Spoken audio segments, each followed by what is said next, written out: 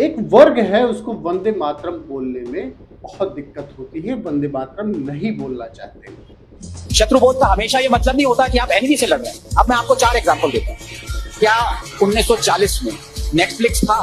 नहीं था। ओटीटी था? नहीं था। फिर भी जिसको आज भी हम महात्मा कहते हैं, वो 16 साल की बच्चियों के साथ सो रहा था।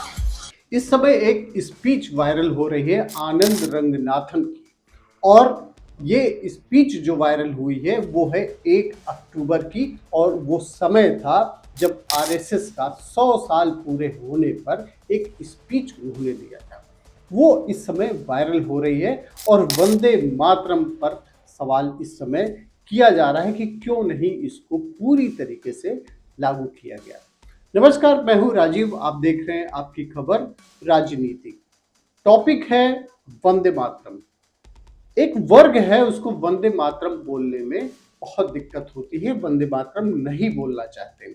इसके पीछे उनका जो लॉजिक है वो ये कहना है, जो भारत में मुसलमान है उनका कहना ये है कि वह किसी की सजदा नहीं कर सकते हैं, इस वजह से वंदे मातरम को वो नहीं बोलना चाहते हैं। ये मामला सुप्रीम कोर्ट में भी पहुंचा। सुप्रीम कोर्ट ने भी कह दिया कि किसी को बाध्य नहीं कर सकते हैं वंदे मातरम बोलने के लिए, लेकिन इसका सम्मान किया जाना चाहिए। अब सवाल ये है कि भारत में अगर वंदे मातरम को अगर लागू किया गया, इसके पीछे उसके कुछ पोर्शन जो काटे गए, उसमें वंदे मातरम जो आज हम सुनते हैं उसके कुछ पोर्शन काट दिए गए। और ये क्यों काटे गए? ये काटा गया मुस्लिम लीग के विरोध के बाद। अब सवाल ये है कि मुस्लिम लीग ने डिमांड किया था, पाकिस्तान बनाए जाने में उनका समर्थन था और पाकिस्तान बन गया। उसके बाद देश आज़ाद हो गया।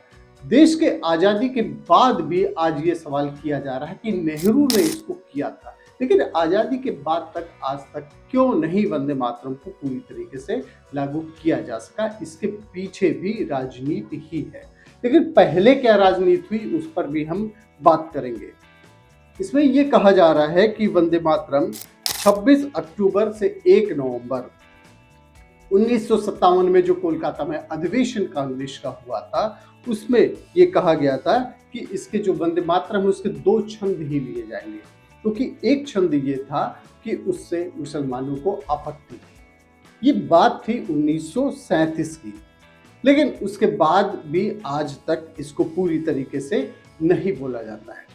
150 साल हो गए नेशनल सॉन्ग के, और उसके बाद भी वंदे मातरम की अगर हम बात करें तो इसको पूरी तरीके से जो ऑब्जेक्शन है वंदे मातरम में, जिस पार्ट को लेकर ऑब्जेक्शन है, वो पार्ट मैं आपको पढ़ के सुनाना चाहता हूँ। इसको जो हटाया गया, जो अभी हम बोलते हैं, वो पूरा पार्ट नहीं है। तुम ही दुर्गा 10 प्रहर धारिणी, कमल कमला कमलनी वाणी विद्यादायिनी, नमो नमो, हिंदू धर्म रक्षणी, भारत भूमि माता जय जय हे। ये कहा गया था, लेकिन इसको वंदे मातरम से हटा दिया गया। दलील ये दी गई कि इससे कुछ लोगों को ऑब्जेक्शन है, और 1937 में जवाहरलाल नेहरू ने एक पत्र लिखा सुभाष चंद्र बोस। सुभाष चंद्र बोस ने ये कहा कि इसको हटाया जाना नहीं चाहिए। सुभाष चंद्र बोस ने नेहरू को जो पत्र लिखा उसमें ये कहा, why mutilate a national song, if Muslim object let them not sing but don't cut the song. उन्होंने ये कहा था कि ठीक है, उनको ऑब्जेक्शन है तो वो मत बोलें, लेकिन इस सॉन्ग को कट नहीं किया जाना चाहिए। 1947 में जनगणमन को राष्ट्रीय गान बनाया गया और वंदे मातरम को राष्ट्रीय गीत का दर्जा दे दिया गया। अब डिमांड ये हो रही है, और इसमें जो आनंद रंगनाथन का जो वायरल हो रहा है, स्पीच वायरल हुआ है, उन्होंने ये कहा है, प्रधानमंत्री मोदी से कहा है कि इसको पूरी तरीके से लागू कर दिया जाना चाहिए। शत्रुबोध का हमेशा ये मतलब नहीं होता कि आप एनिमी से लड़ रहे हैं। अब मैं आपको 4 एग्जांपल देता हूं। क्या 1940 में नेटफ्लिक्स था? नहीं था। ओटीटी था? नहीं था। फिर भी जिसको आज भी हम महात्मा कहते हैं, वो 16 साल की बच्चियों के साथ सो रहा था। क्या किसी सुप्रीम कोर्ट या प्राइम मिनिस्टर और प्रेसिडेंट में ये हिम्मत है जो मैंने कहा वो कह दें? अभी भी नोटों पे उनकी फोटो छपती है। ये है शत्रुबोध। आप हर किसी को कहते हैं कि गलती उनकी है कि उन्होंने मेन स्ट्रीम किया, एंटी हिंदुइज्म मेन स्ट्रीम किया। क्या ये शत्रुबोध नहीं होना चाहिए कि हम खड़े होकर कहें अपने प्राइम मिनिस्टर से कि आप अजमेर शरीफ में चादर क्यों चढ़ाते हो? जिसको चढ़ा रहे हो वो मोहम्मद गौरी के साथ लड़ा, पृथ्वीराज चौहान के अगेंस्ट लड़ा, और उसने कहा कि मेरा एक ही मकसद है कि मैं हिंदू टेम्पल्स को डिस्ट्रॉय करूंगा। क्या ये शत्रुबोध नहीं है कि हम प्राइम मिनिस्टर मोदी से कहें आप क्यों चादर चढ़ा रहे हो? वहां पे क्या मैसेज आ रहा है? आप कहते हैं कि आप ये अश्लील गाने, एंटी हिंदू गाने लिख रहे हैं। क्या ये शत्रुबोध नहीं होगा कि हम प्राइम मिनिस्टर मोदी से कहें कि आप खुसरो को यूलोजाइज क्यों कर रहे हो, जिसका सबसे डेवास्टेटिंग सॉन्ग है छाप तिलक सब चीनी, फोर्स कन्वर्जन सॉन्ग, उसको आप मालाएं चढ़ा रहे हो।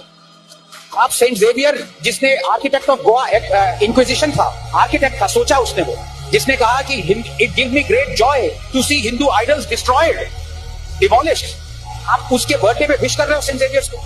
तो शत्रुबोध हमें खुद देखना है, अपने गिरेबान में झांक के देखना है, हिम्मत रखनी है कि हालांकि इसकी डिमांड भी आप देखते रहते होंगे कि उत्तर प्रदेश के सीएम योगी आदित्यनाथ भी बार बार बोलते रहते हैं, प्रधानमंत्री नरेंद्र मोदी ने भी जवाहरलाल नेहरू पर सवाल उठाया। लेकिन सवाल ये है कि आज की परिस्थितियां भिन्न हैं, तो फिर वंदे मातरम को पूरी तरीके से लागू क्यों नहीं किया जा रहा है, जबकि सुप्रीम कोर्ट ने कह दिया है कि ठीक है, उसके लिए किसी को बाध्य नहीं किया जा सकता है, लेकिन उसका सम्मान किया जाना चाहिए।